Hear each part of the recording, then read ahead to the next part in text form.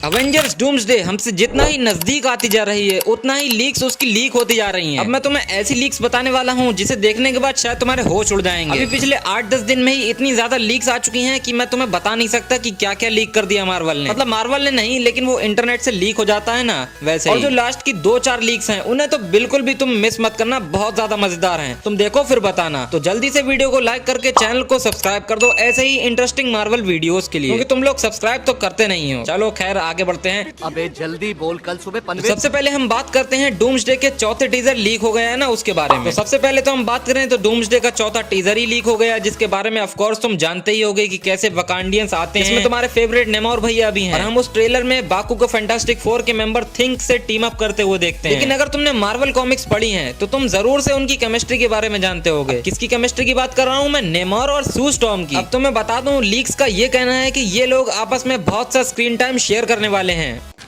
तू समझा? हाँ।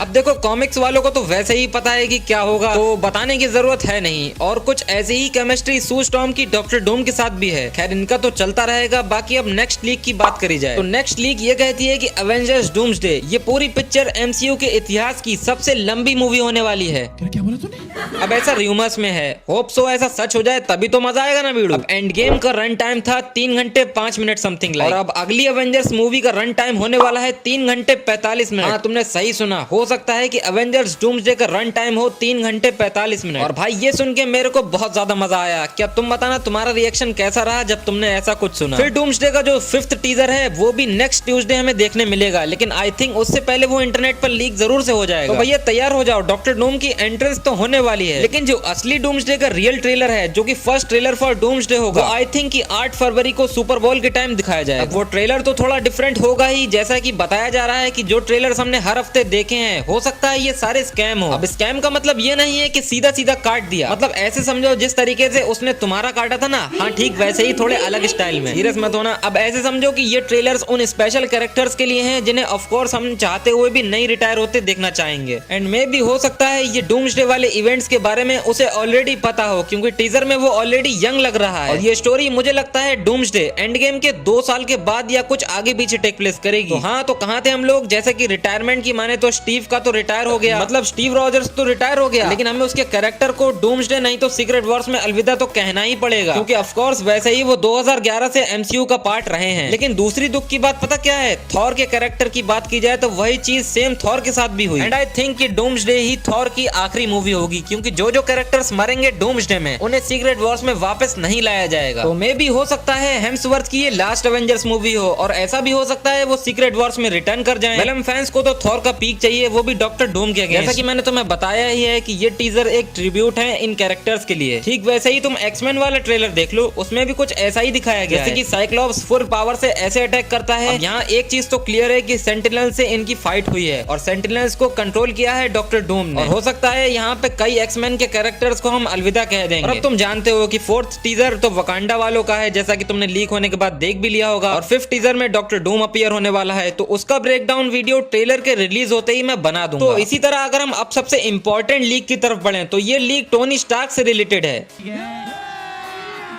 मतलब अब तुम्हें ध्यान देना चाहिए, और इससे पहले तुम सब्सक्राइब कर लो और वीडियो को लाइक करके चैनल को सब्सक्राइब कर ही लो। मतलब तुमने कभी ना कभी ये तो सोचा ही होगा कि भाई डॉक्टर डूम और टोनी स्टार्क एक ही जैसे दिखते हैं। अगर मूवी के अंदर ये लोग होंगे तो बाकी सुपर हीरोज जैसे अवेंजर्स और अंदर के कैरेक्टर्स ये नहीं सोचेंगे कि भाई डॉक्टर डूम तो टोनी की तरह दिखता है। कुछ लोग कहेंगे कि भाई क्या बात कर रहा है, एक्टर सेम होगा तो शक्ल अलग अलग क्यों होगी? बस यही तो समझने वाली बात है ना कि रूसो ने आरडीजे को कास्ट ही इसलिए किया है क्योंकि टोनी स्टार्क कनेक्टेड है डूम से। ये चीज एक अलग टॉपिक है, डिमांड होगी तो इसके बारे में भी वीडियो जरूर बनाऊंगा। लेकिन अभी की बात की जाए तो डूम किस वजह से टोनी की तरह दिखता है, ये चीज की हाइप बनी रहेगी और क्यूरियोसिटी बढ़ती जाएगी, क्योंकि लीक्स का यही कहना है कि ये चीज मार्वल डूम्सडे में हमें एक्सप्लेन नहीं करेगा।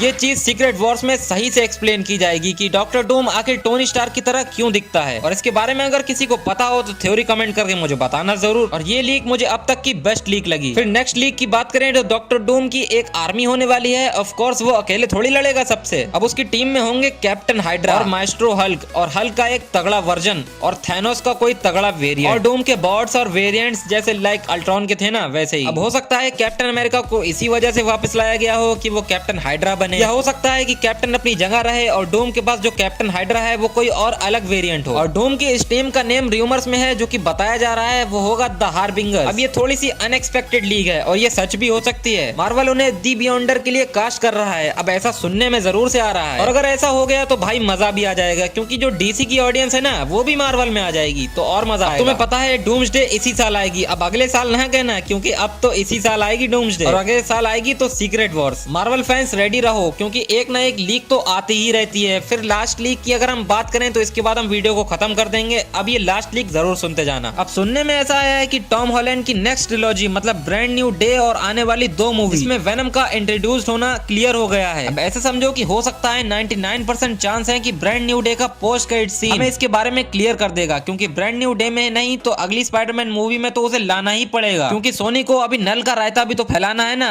जहां वो वेनम होगा वहां नल भी होगा। खैर जो भी हो, जो लीक आएगी हम बैठे हैं कवर अप करने के लिए। तो इसी बात पे वीडियो को लाइक कर दो और चैनल को सब्सक्राइब कर दो। मिलते हैं एक और इंटरेस्टिंग वीडियो में, जब तक के लिए बाय। और कमेंट करने के लिए आलसी बिल्कुल भी ना बनो। जो भी तुम्हारी थ्योरी हो, फैन थ्योरी हो, मुझे बताओ कमेंट में। अगली वीडियो किस पे बनाऊं ये भी बता देना। You guys are like my family. तो मिलते हैं नेक्स्ट वीडियो में।